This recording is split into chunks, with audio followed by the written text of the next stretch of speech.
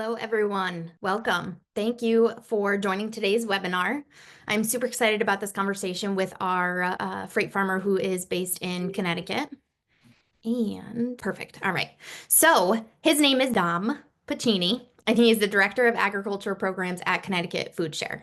My name is Amy Martin, and I am the Events Manager here at Freight Farms. And for those of you that are tuning in that may not be as familiar with our mission, it is to build accessible modular vertical farming technology that empowers anyone, any organization, any school, any small business farmer to grow fresh, healthy food in their communities, wherever that may be. We are in 46, I believe, different countries, and I believe all US states. We are most well known for our container farms, and you'll be able to see how you can potentially incorporate vertical farming into your organization like Dom pioneered at Connecticut Foodshare. So we are going to cover a lot in this conversation today. So to quickly go over the agenda, we are going to jump into introductions. We'll have Dom introduce himself and kind of just give you an overview of Connecticut Foodshare. After that quick intro, we'll jump into discovering freight farms and how the nonprofit came to hydroponics, what their current farming operations look like, how this has impacted their community and organization. And then we'll cruise right into kind of insights and key learnings that they've learned from the start up until now, and then we'll head over into a live audience Q&A. So with that, please be sure to put your questions in the Q&A feature on the bottom of your screen, and then towards the end of the presentation, Dom and I will get to answer as many questions as time allows. And if any questions come up that we don't get to, we'll be sure to answer them after the webinar is done. And one last final housekeeping note, this entire webinar will be recorded and I will send it out within a few days. It will have the presentation, it will have, of course, the whole recording here, and then some additional resources that we will share with you to help get you started or just for some more information about freight farms. All right, let's jump into introductions. To get us started, Dom, can you just quickly introduce yourself and, like I said, share a bit about your role at Connecticut Foodshare? Also, welcome. Thank you, Amy. Thanks, everybody, for having me today. I'm the Director of Agriculture Programs for Connecticut Foodshare. Foodshare is the food bank for the state of Connecticut. We distribute approximately 52 million pounds of food to people in need across the state every year. And we have somewhere around 600 partners that we work with on a daily basis. And our main goal is to distribute nutritional food, or the most nutritious food, to our clients. Amazing. Before we go into the farming operations, can you just explain a little bit more about specifically what those partners are or who they are and how you connect? Sure. A majority of our partners are soup kitchens, pantries, shelters. We also have, I believe it's 113 mobile distributions throughout the state of Connecticut. And those are beverage trucks that have been outfitted with refrigeration. And we distribute mainly fresh produce out into the community. And that is the only way that you can go direct to us. Otherwise, you have to go through a pantry to get the food that you need. Amazing. All right, let's start with kind of from the beginning about your journey to hydroponics and specifically with freight farms. So what initially inspired Connecticut Foodshare to consider hydroponics, and then what led you to freight farms? It was a conversation with our COO, and he was a farmer from Pennsylvania growing up as a kid, and he was really striving to try to get the most nutritious food that we could, the freshest. Being a food bank with our donations, a lot of times everything is short coated, so it's not always the longest shelf life that we can get. And we wanted to really start to work with culturally connected foods, which would give us the opportunity to test and grow some diverse crops, so our clients would feel like they're home almost and not feel that we're just giving potatoes, carrots, and onions. Right. And you touched on a little bit in that overview that we'll dive a little bit more into throughout the presentation. Your original plan was to have, so once you got to freight farms and this is what you wanted to move forward with, you got the board on board, for lack of better words. Yeah. And it was for just one farm, correct? Yeah, that was correct. And then we got a call from somebody in state that wanted to donate a farm. And I went down and I spoke to them, and our farm was delivered on Wednesday, our first one. And we shook hands on the second one as a donation on Friday. That's crazy.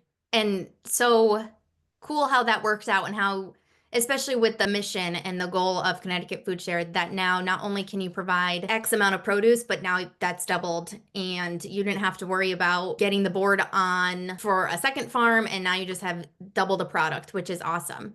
So before we move into the farming operations, let's talk a little bit about how not only do you now have 2 farms, but now you need to understand how they work, the technology, how to farm. Do you have any farming experience, and how did you get familiar and comfortable with these 2 container farms? I've got broker experience, so I've worked with the farmers in the past. Growing up as a kid, we have a place called the Regional Market in Hartford that sells produce, and we would buy from the farmers and sell to restaurants and stuff.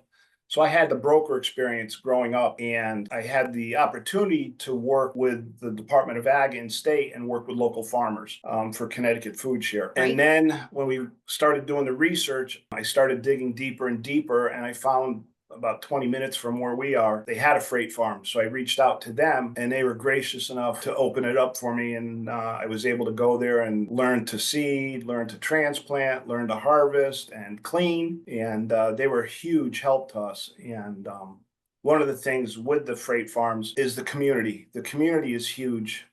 Everybody's there to help you. I've had people call me at 6 o'clock at night. Dom, this happened. What do you think? We work it out together, and the knowledge base is just huge that we have access to. You can type in a question, and probably 90% of the time you'll find an answer.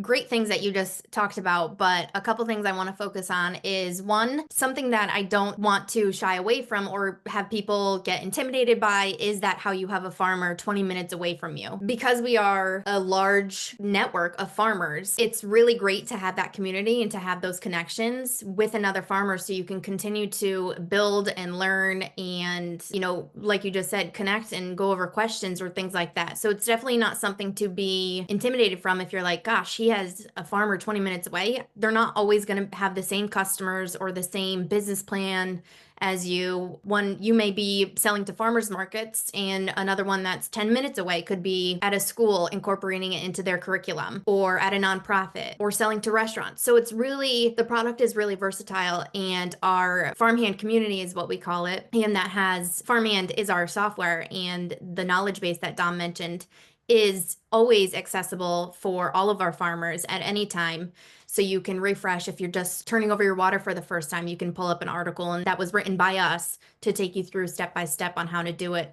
Or you can connect on community with other farmers and share your learnings or farmer hacks that you've discovered along the way. So a lot of great information that we have that allows you to stay connected with other farmers.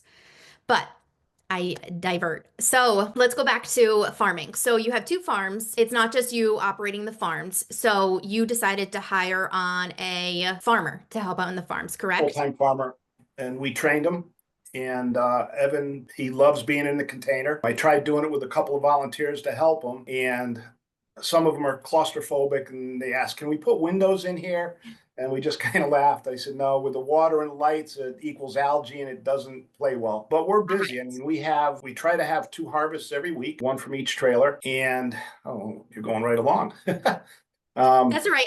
You were talking about farming operations, so I just wanted to jump into farming operations because you mentioned harvest. And before we go into harvest seeding and what your week looks like, I just want to quickly touch on what you're growing, because to start here, I think it makes sense to then discuss, the cultural relevance of why you grow these crops in each farm and etc.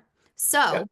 let's talk about what you're growing in each container. We've kind of separated both our trailers. They're a little bit different. The first trailer that we got are basically head lettuces and stuff that we harvest at the end of their time.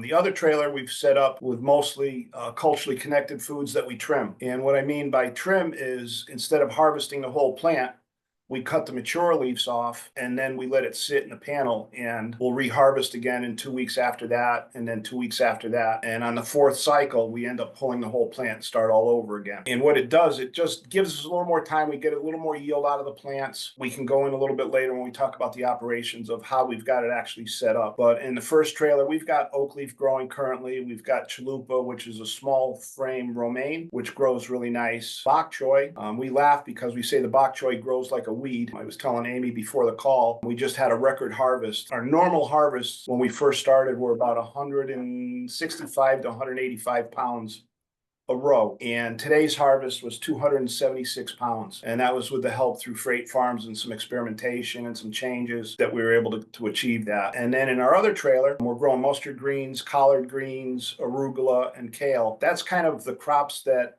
we've talked to some of our agencies and some of the people in our mobiles. And that's what they're really looking for. And they've been really happy with it. I've gotten notes that the drivers have brought back from the mobiles about the collards and how receptive they were in the community and how fresh. They didn't have to wash them, and they were just really tender and easy to cook. That's great.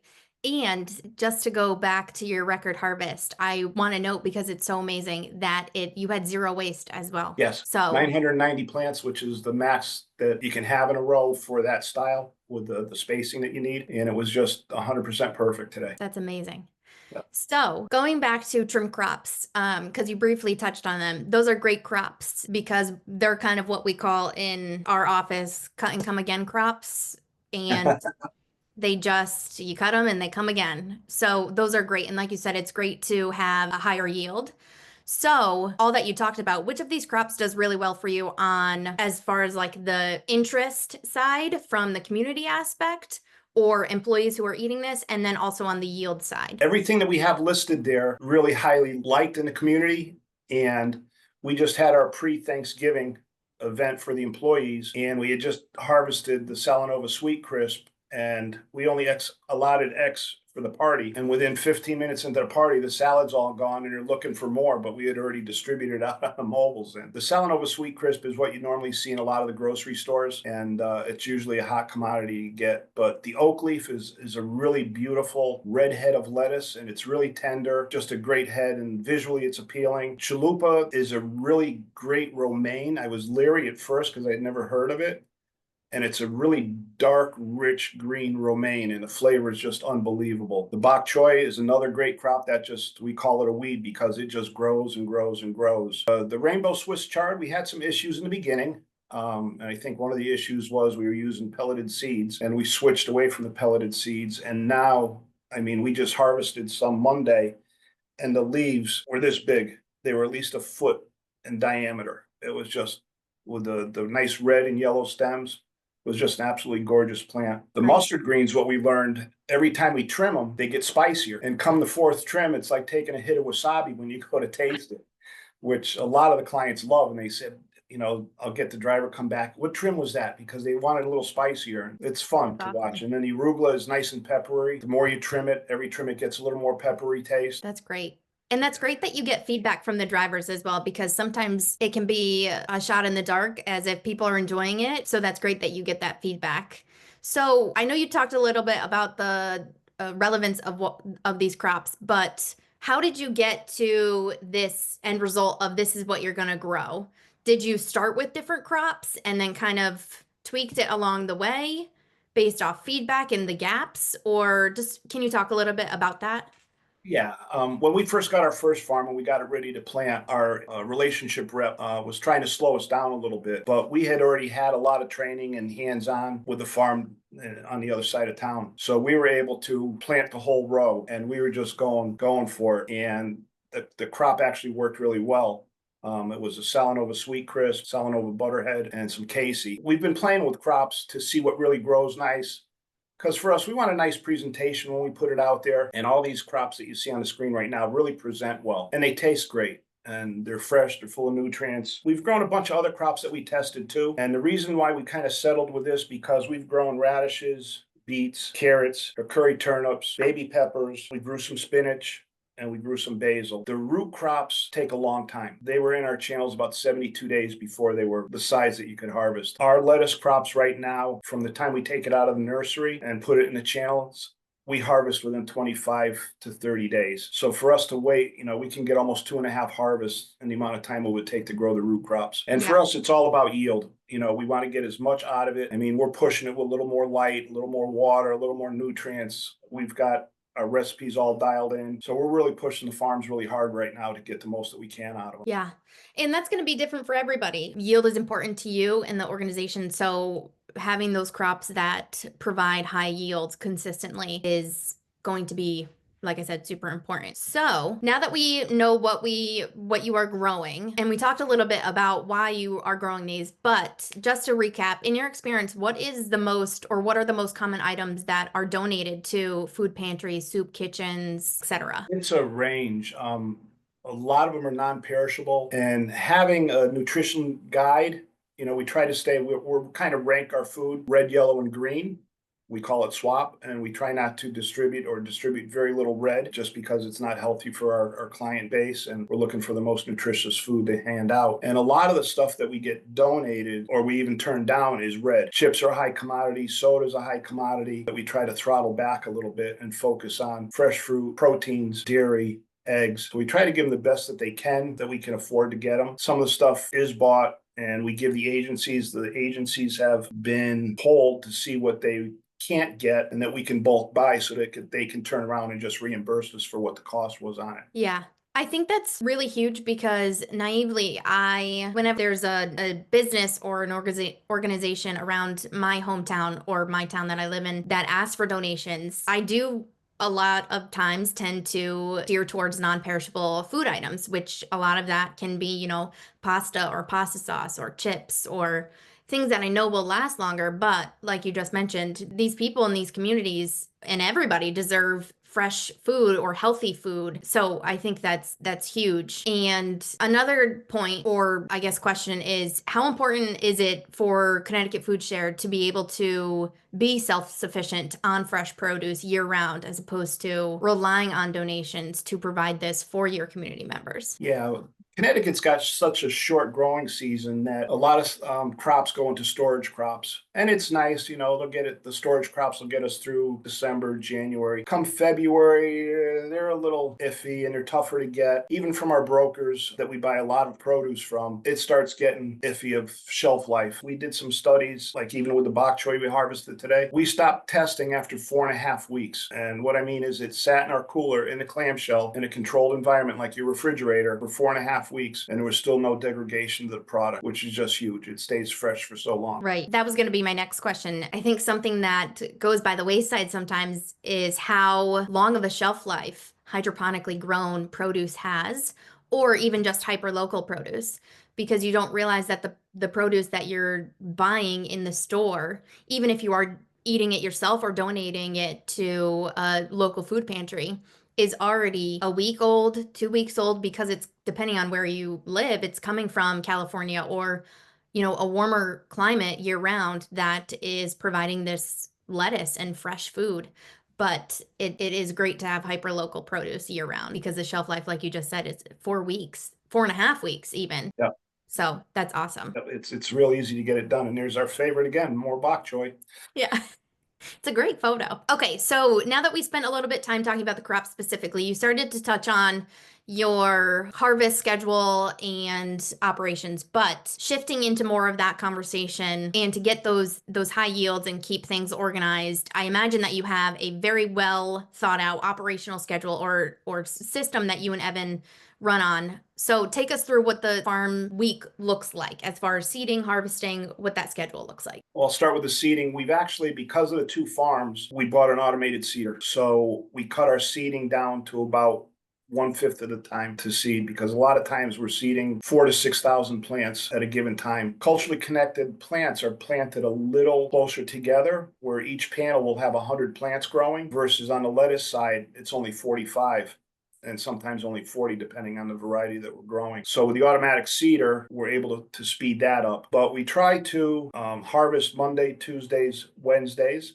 And then Wednesday evening, we're open for volunteers, and it's normally a big group. So they package it with the volunteers, take it from the bags that we make in the farm, and they put it into clamshells, label it so people know what it is, know when the harvest date is. And this way, they've got some way to track it to us.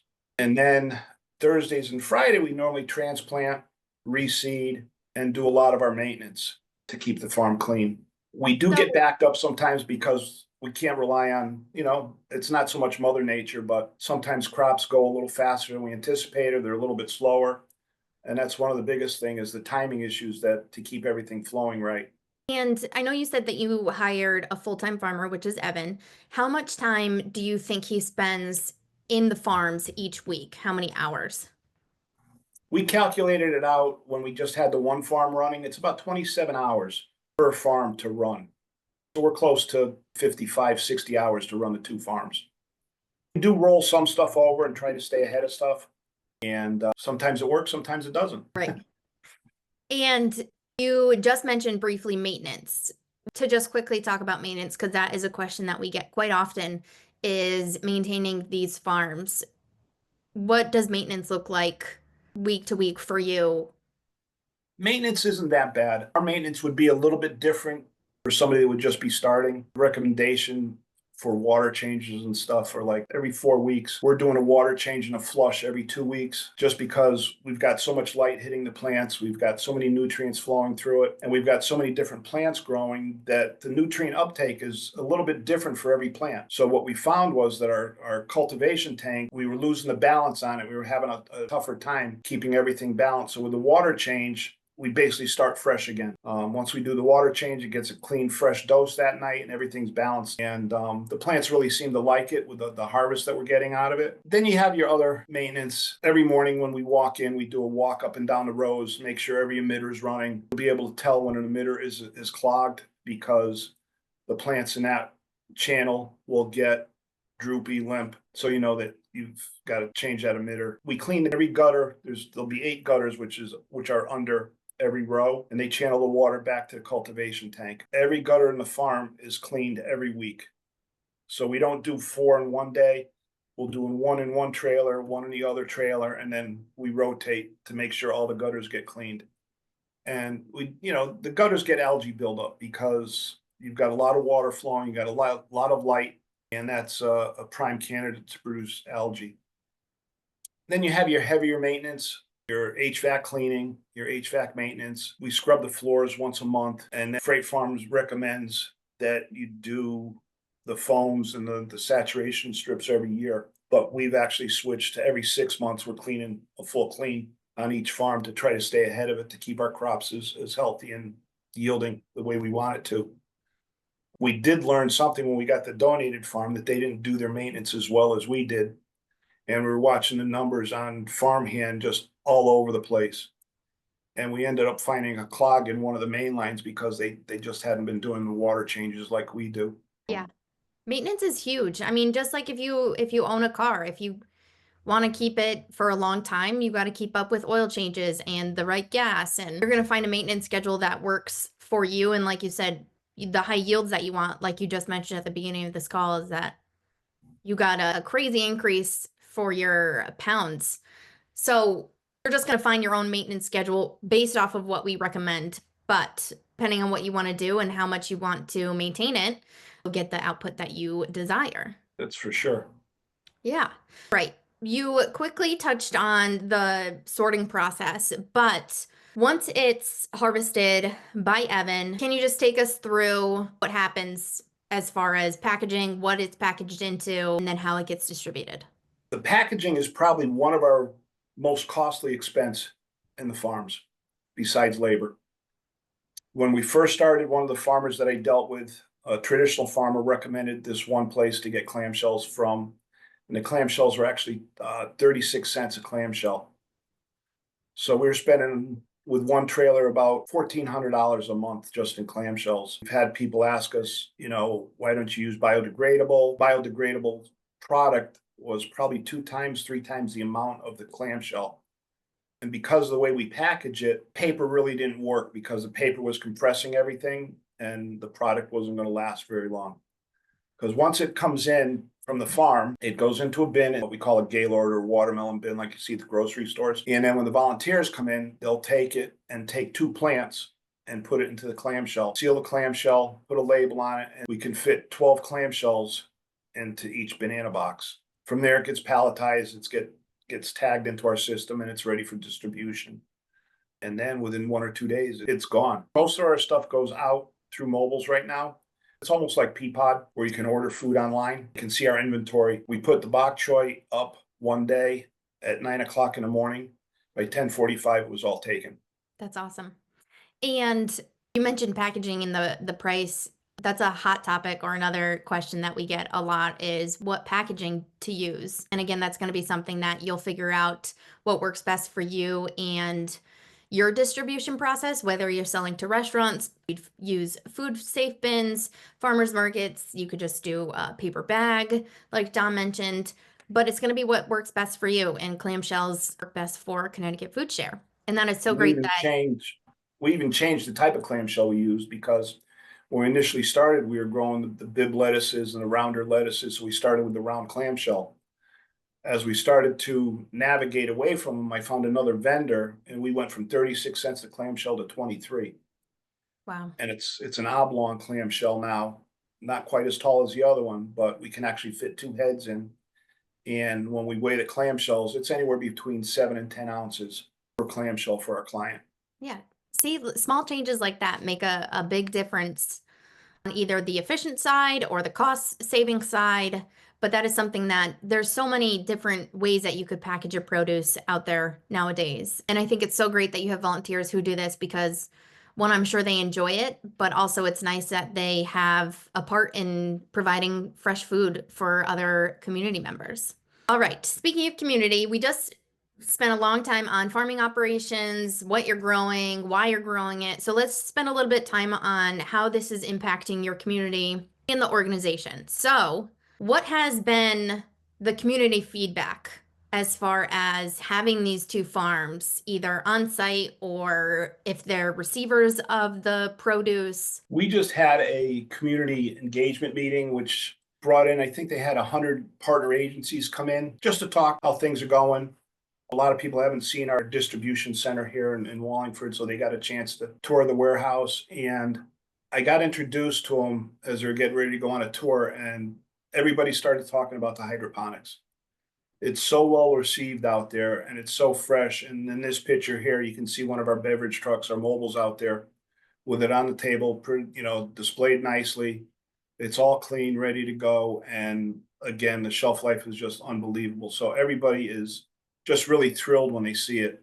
And the flavor is just, I mean, I bring people in for taste tests, and the taste, you can tell it's really fresh compared to what you're normally used to eating. Definitely.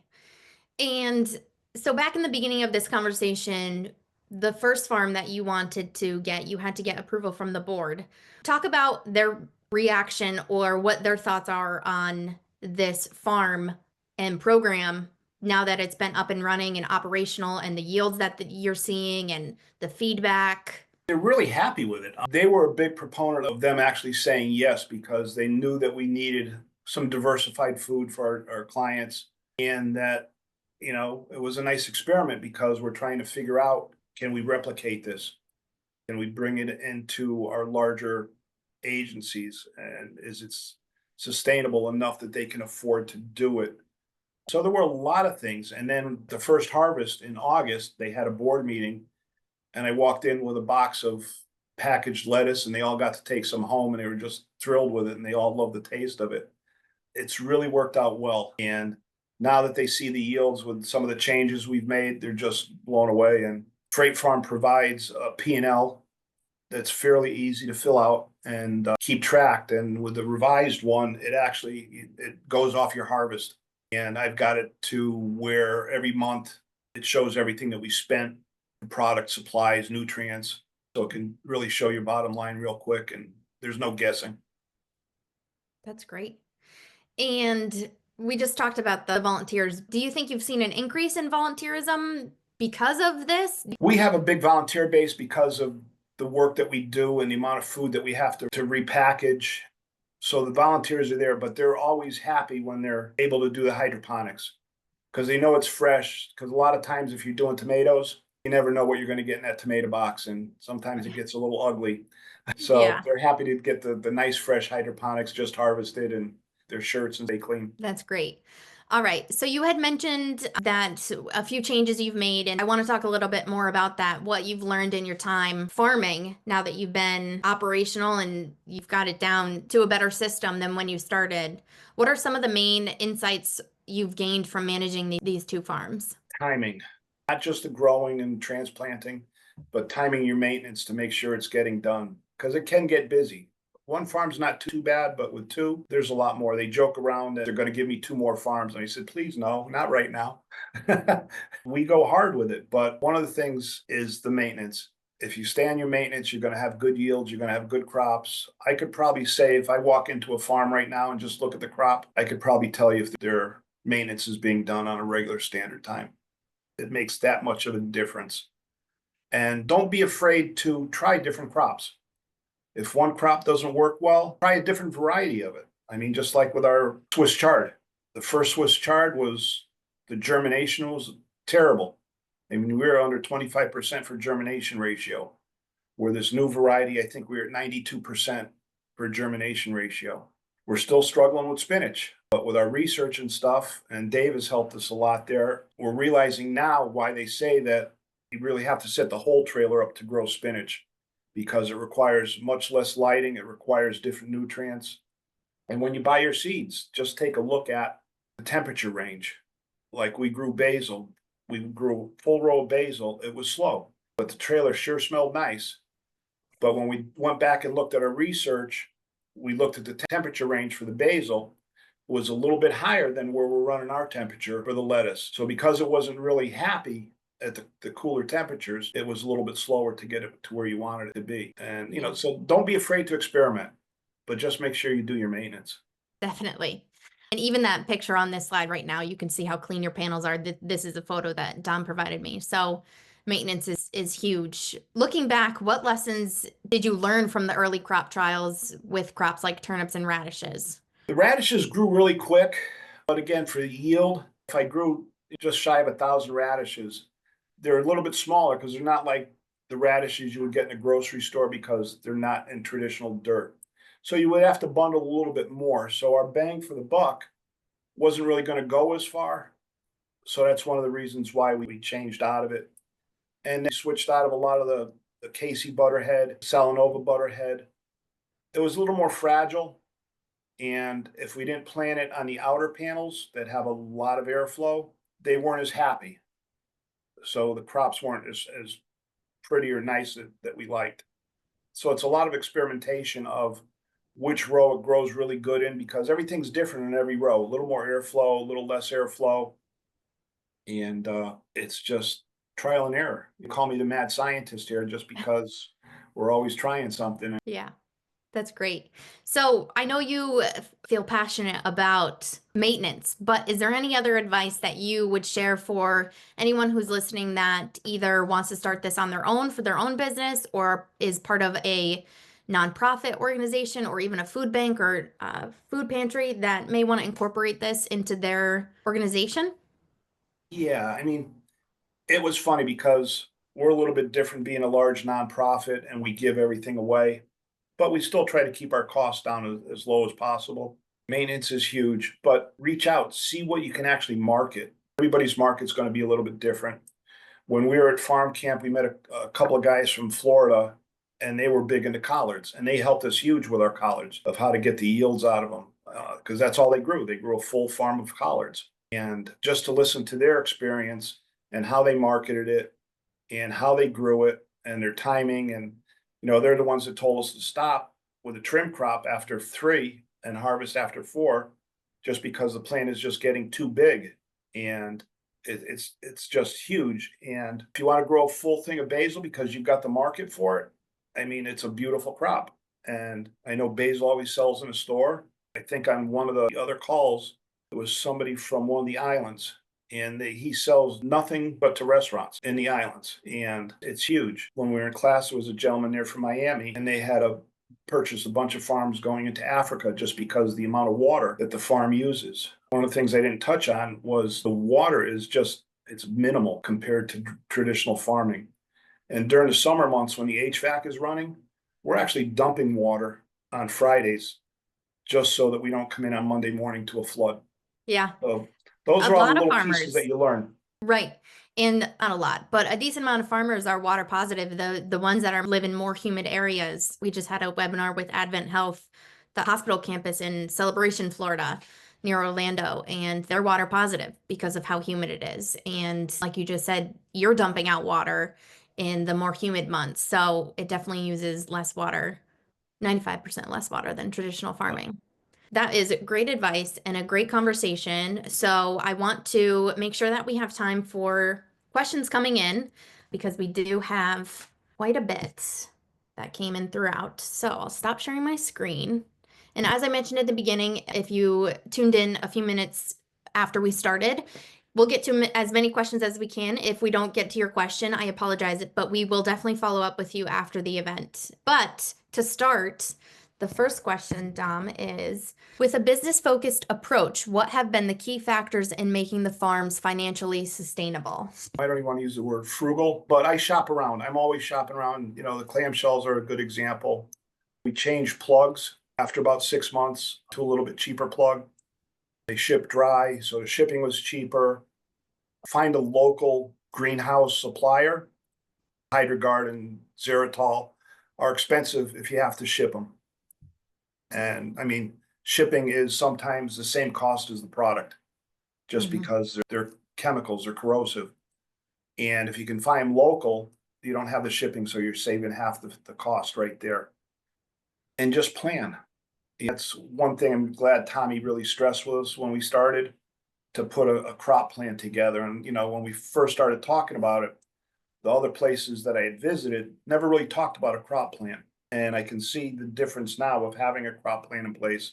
I mean, I laid out the first 6 months and Evan was looking at me like I was nuts. You know, but he understands now that the crop plan does work. And Definitely. we struggle with that, with the timing sometimes just because things don't grow at the time we want them to. But yeah, the farm will do what it's designed to do. Do you use the farms in any other ways aside from the produce? Like, do you give tours to community members or potential donors? Yep, we get a ton of donors that want to come in and see it. We use it like when we have an open house. We'll ask if anybody wants to come and see it. The news has been in it to sponsor, to show the initiative that we've taken. We had the president of Feeding America come in and visit it when she was here. It's a showstopper. People are just blown away when they walk in the farm. Yeah, it's pretty cool. Yeah, especially when you turn my disco lights on. Yeah.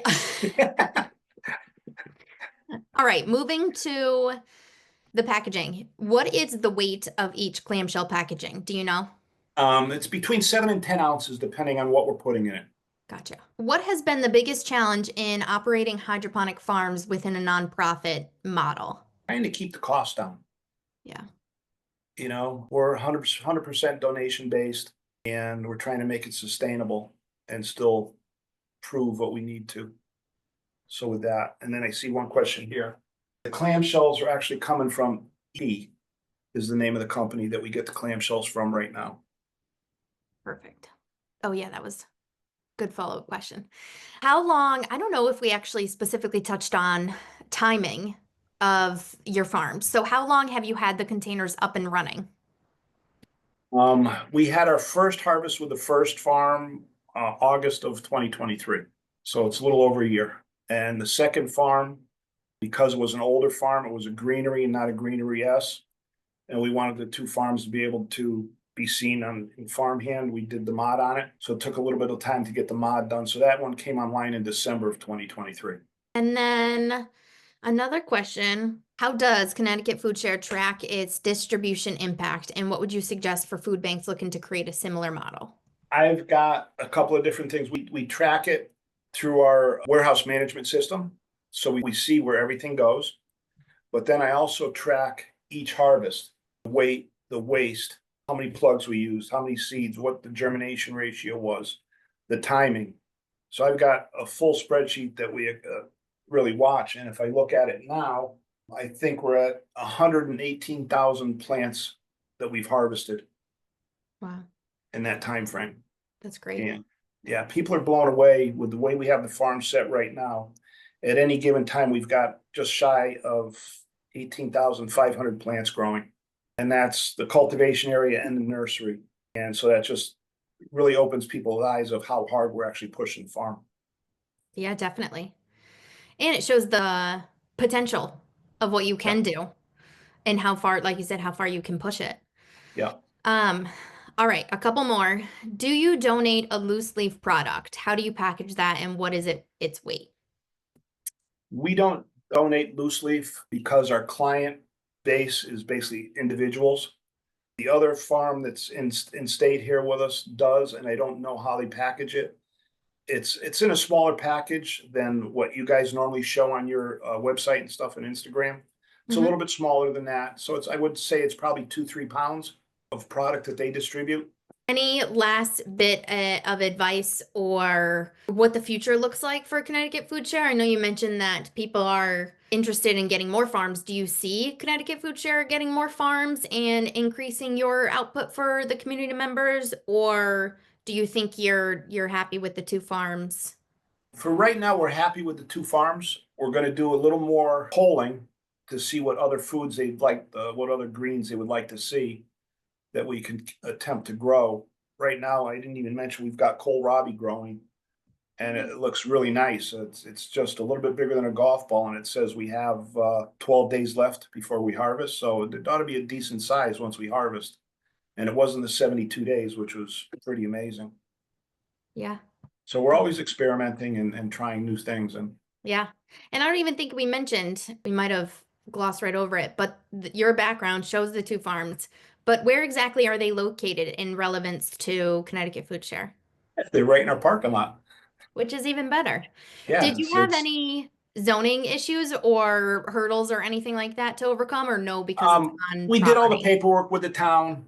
They came out, and the only thing we really had to change is our water supply. We had to put a backflow valve in so that it couldn't splash back into the building. One of the biggest things that we found being in a winter climate, we actually found a heated hose. And thanks to the RVs for showing us that. And because we were worried about when it's 0 out, how are we going to keep the water lines from freezing? And it worked fantastic last year. So That was anybody in that the was another colder question. areas, get a heated hose. Ah, that is great because that was another question that I had lost. Somebody had asked. They're also based in Mass, and they were just some winters can be pretty cold here, and obviously there's colder areas of the world or even the country than um, Connecticut or Mass or New England. So what is or what was your action plan to prevent, water lines from freezing or spigots? Yeah. We had an outside outlet put on the farm that draws power from the farm so we could plug the heated hose in. And basically just plug it in and leave it in plugged in as soon as it gets below 32. And knock on wood, we haven't had any issues with it. That's awesome. All right. One last question before we go, because I want to be conscious of your time. Do you use a filtration system on the water source? No, we had the water tested, and people at Freight Farms took a look at the full report, and they said, no, you've got some pretty good water in that town. So, That's great. yeah. We do require a water test to be sent in when you purchase before your farm's delivered, just so we can take a look at it because that is a huge component to growing. And if you don't have clean water or if you need a filter or to bring in water, we want to make sure that you're set up from success from the start. So, with that, as I mentioned, this whole conversation was recorded and I will send a follow-up email in a few days. Dom, thank you so much for your time and for sharing your story about how you're incorporating your two farms and feeding communities across Connecticut. We appreciate it. Any final words of wisdom to share with the listeners? Thank you for having me, and pay attention when you go to farm camp. And maintenance, maintenance, maintenance. It'll make your life a whole lot easier. Awesome. Well, thank you so much. And everyone listening, I hope you have a great rest of your day. Take care. Bye bye.